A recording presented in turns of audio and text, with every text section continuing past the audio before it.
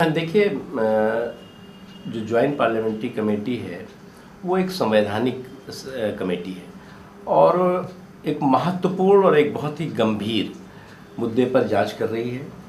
उसमें जिसको भी उपयुक्त होगा कि उसके आने से, उसकी बातचीत करने से, उसके एविडेंस लेने से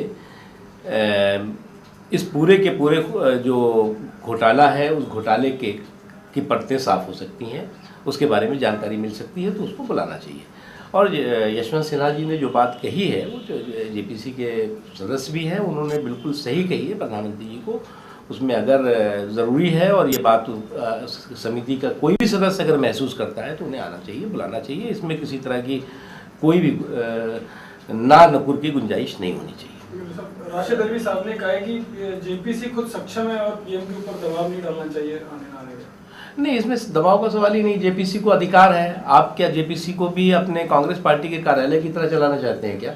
जेपीसी जो है वो, अफसोस की बात है कि जेपीसी के चेयरमैन की भी भूमिका बहुत उसी तरह की जैसे कांग्रेस पार्टी के लीडर की भूमिका हो। जेपीसी निष्पक्ष ढंग से काम करे और इसमें जो भी खुलासा और जो भी चीज़ें हों उसका जो है वो सामने आनी चाहिए। सर, आज कैबिनेट की बैठक है और चीनी के दामों को डिकंट्रोल किया जा रहा है। देखिए, कोटा, परमिट, कंट्रोल और कांग्रेस, ये made for each other.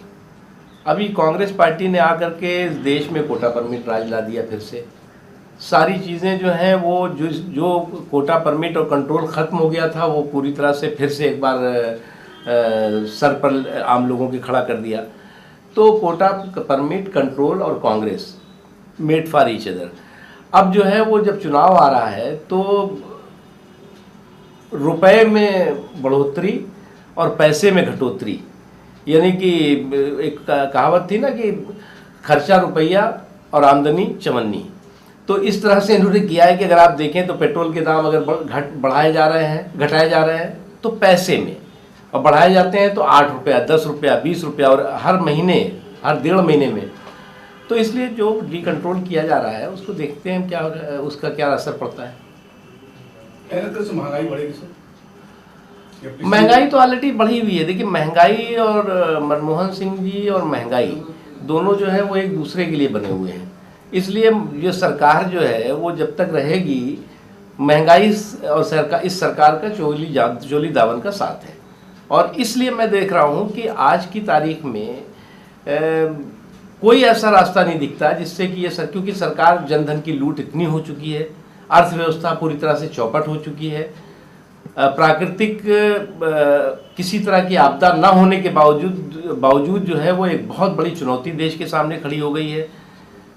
Record कृषि उत्पादन के बावजूद भी जो है वो आम आदमी और गरीब की थाली जो है सूनी पड़ी हुई। तो ये तमाम चीज़ों के बावजूद मैं नहीं देखता कि कोई बहुत बड़ा फर्क पड़ने वाला है। सर, शुगर डी कंट्रोल को लेकर पवार साहब का बहुत प्रेशर था और अगर इसको डी कंट्रोल कर दिया गया तो ओपन मार्केट में 5 से 6 रुपए दाम बढ़ जाएंगे और राशन की दुकानों में जो चीनी मिलती है उसके भी दाम बढ़ाने पड़ेंगे। देखिए, मैं बता रहा हूँ कि इनके सारे कदम महंगाई माफियाओं के हितों में रहते हैं और महंगाई माफियाओं के हितों का ध्यान इन्हें ज़्यादा है, आम लोगों और गरीबों का हितों का ध्यान बिल्कुल नहीं है।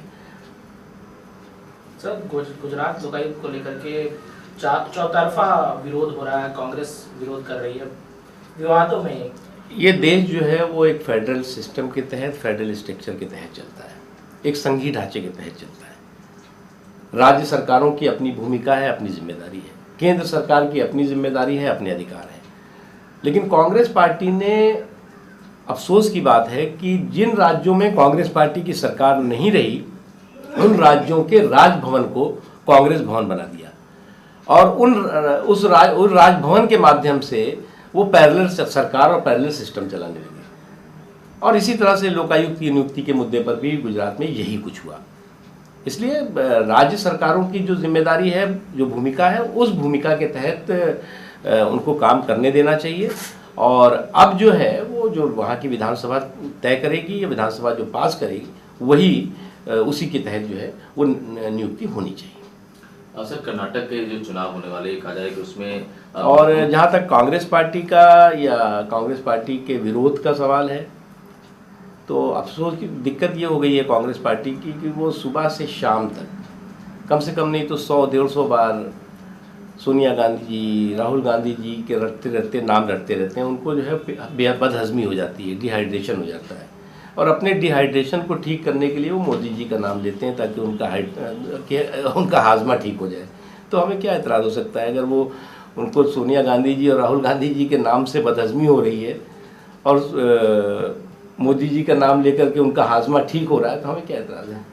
सर, कर्नाटक चुनाव को तैयारियों को लेके कि वहाँ जेटली साहब को प्रभार सौंपा गया है और नरेंद्र मोदी जी, इन दोनों की भूमिका का किस तरह से इस्तेमाल होगा? देखिए, हम 20 अप्रैल से औपचारिक रूप से चुनाव अभियान की शुरुआत करेंगे कर्नाटक में।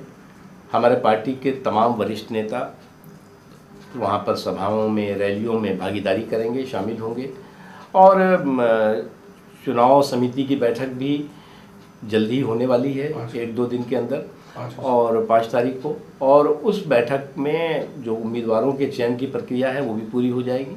उसके साथ ही साथ हमने बताया कि हम 20 अप्रैल से औपचारिक रूप से चुनाव अभियान की शुरुआत कर्नाटक में करने वाले हैं, जिसमें कि पार्टी के तमाम वरिष्ठ नेता, जिसमें राजनाथ सिंह जी हैं, आडवाणी जी हैं, सुषमा जी हैं, अरुण जेटली जी हैं, उसके अलावा मोदी जी हैं, सभी प्रमुख लोग जो हैं वो उस चुनाव सभाओं को संबोधित करेंगे और चुनाव अभियान में भाग लेंगे कर्नाटक में।